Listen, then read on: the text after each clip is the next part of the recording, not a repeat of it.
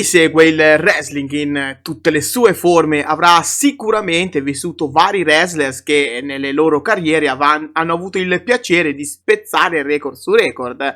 È il caso ad esempio di Ric Flair con i suoi 16 titoli mondiali o più recentemente di Roman Reigns che ha scritto il suo nome nell'albo d'oro dei detentori del WWE Universal Championship detenendo il titolo per 1316 giorni.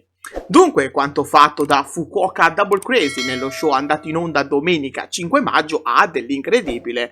Eh sì, perché Hazuki e Koguma sono riusciti a fare qualcosa di unico, a scrivere il loro nome nella leggenda, nella storia della Stardom. Sì, perché Hazuki e Koguma sono riusciti a conquistare i Goddess of Stardom Titles per la terza volta nella loro carriera. Mina-san, konnichiwa, io sono Kirito e vi do il benvenuto sul canale. Con la vittoria di domenica 5 maggio contro Crazy Star, Hazuki e Koguma hanno posto un tassello importantissimo nella loro carriera, passando alla storia come il primo team a raggiungere l'obiettivo di aver conquistato i Goddess of Stardom Championship per ben 3 volte, sì, perché mai nessuno ha mai raggiunto tale traguardo, e questo fa sì che Fukuoka Double Crazy possa crogiolarsi ora nell'Olimpo dei più grandi tag team nel panorama del wrestling mondiale. Hazuki e Koguma hanno sempre dimostrato una forte alchimia, grazie anche al fatto di essere due amiche inseparabili al di fuori del ring.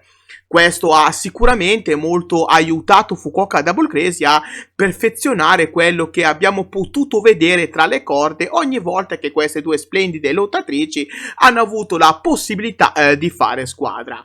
Non a caso Hazuki e Koguma hanno potuto immediatamente dimostrare quanto ho detto poco fa, proprio grazie alla vittoria della Goddess of Stardom Tag League il 14 novembre 2021. Questa vittoria portò Fukuoka Double Crazy a vincere i Goddess of Stardom Championship il 9 gennaio 2022, battendo a sorpresa Giulia e Shuri, due atlete che sulla carta sembravano imbattibili, ma la forza e l'alchimia di Fukuoka Double Crazy hanno fatto ciò che Hazuki e Koguma potessero fare il miracolo e sconfiggere due delle lottatrici di maggior successo nella storia della compagnia. Purtroppo però il loro primo regno ebbe vita breve, sì, perché persero i titoli esattamente 76 giorni dopo contro Momo Watanabe e Starlight Kid. Tuttavia lo spirito combattivo di Hazuki e Koguma non le fece perdere d'animo e riuscirono quasi subito a riconquistare i titoli, sconfiggendo proprio Black Desire, vendicandosi della sconfitta patita precedentemente. Il secondo regno di Fukuoka Double Crazy come Goddess of Stardom Champions durò 108 giorni, un passo avanti se lo confrontiamo con il primo regno, ma anche in questo caso Hazuki e Koguma non erano riuscite del tutto a lasciare la propria impronta su quelle cinture che per loro rappresentano qualcosa di più, rappresentano un simbolo di amicizia, un simbolo di complicità tra due preziose amiche. Quella sconfitta contro Meteor segnò il destino a lungo termine di Fukuoka Double Crazy, che nei mesi successivi non riuscirono più nell'impresa di riconquistare i Goddess of Stardom Titles. Allora sia Hazuki che Koguma pensarono di spostare la loro attenzione verso obiettivi singoli, come ad esempio conquistare i vari tornei annuali messi a disposizione dalla Stardom o catturare qualche alloro in singolo. Hazuki infatti provò a conquistare la White Belt il 4 marzo 2023 contro Saya Kamitani, ma purtroppo fallì. Un mese più tardi provò allora a conquistare l'IWGP Women's Championship a Sakura Genesis, evento targato New Japan Pro Wrestling, che andò in onda l'8 aprile del 2023 in un three-way match che comprendeva anche Azumi e l'allora campionessa Mercedes Moné, non riuscendo però nell'intento di portarsi a casa il titolo. Il 2023 dunque per Hazuki e Koguma fu un anno di transizione, passato all'ombra di team come Rose Gold o Restart, ma Sappiamo bene che la determinazione di Fukuoka Double Crazy è sempre stata fonte di vanto per queste due stellari atlete, che le ha sempre accompagnate anche nei momenti più difficili delle loro carriere. Ed ecco quindi che la possibilità di tornare al top arrivò a All Star Grand Kingdom 2024, quando sfidarono Crazy Star in un 4-way match per i Goddess of Stardom Titles.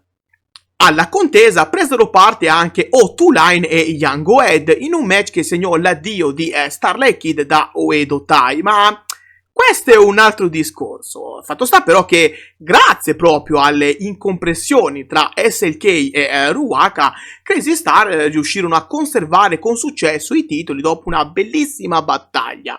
Fukuoka Double Crazy però non si diedero per vinte e sfidarono di nuovo Crazy Star ad un match titolato per il pay-per-view di domenica 5 maggio, evento che sarebbe andato in onda da Fukuoka, paese natale di Hazuki e Koguma.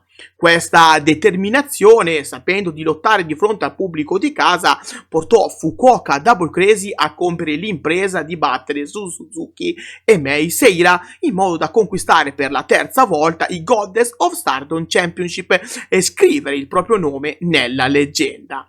Non mi resta dunque che fare i miei più sentiti complimenti a Hazuki e Koguma, due splendide lottatrici che hanno riscritto il modo in cui vediamo il tag team wrestling femminile nel mondo.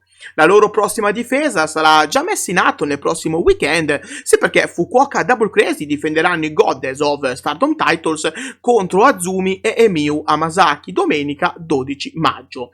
Difficile però pensare che O2Line possa impensierire Fukuoka Double Crazy, che sono intenzionati a scrivere una nuova pagina nel record personale, nonché in quello che riguardano queste importanti cinture. Solo il tempo dunque saprà dirci se Fukuoka Double Crazy saranno in grado di avere un regno longevo oppure no. Intanto, voi che dite? Siete contenti di rivedere Fukuoka Double Crazy come campionesse? Oppure preferivate che il regno di Crazy Stars continuasse? Lasciate come sempre i vostri pensieri qua sotto nei commenti. Prima di salutarvi vi ricordo che qua sotto in descrizione potete trovare tutti i link del progetto Donne tra le corde, un progetto tutto incentrato sul wrestling femminile mondiale. Sul sito web di Donne tra le corde, così come sul proprio profilo Instagram, troverete tantissime news riguardanti le vostre lottatrici preferite, i risultati dai vari show e così via. Quindi, per restare sempre aggiornati con tutto ciò che accade nel wrestling femminile, seguite Donne tra le corde. Non ne rimarrete delusi. Siamo arrivati anche oggi al tempo dei saluti, dunque dal vostro amichevole Kirito di quartiere per oggi è tutto. See you next time. Bye bye!